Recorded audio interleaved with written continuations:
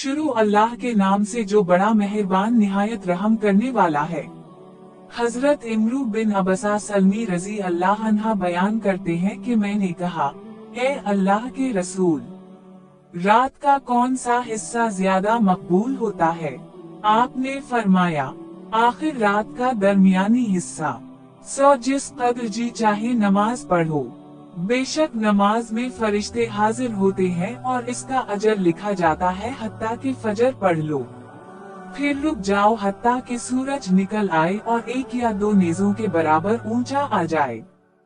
बेशक ये शैतान के दो सीगों के दरमियान तुलू होता है और इस वक्त किफार इसकी इबादत करते हैं।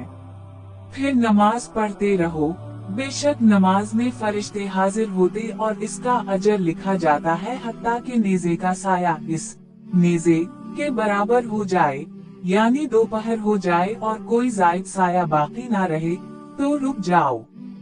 बेशक इस वक्त जहन्नम भिड़काई जाती है और इसके दरवाजे खोल दिए जाते हैं। जब सूरज ढल जाए तो जिस कदर जी चाहे नमाज पढ़ो, बेशक नमाज में फरिश्ते हाजिर होते हैं हत्ता कि असर पढ़ लो, फिर रुक जाओ हत्ता कि सूरज गुरूब हो जाए।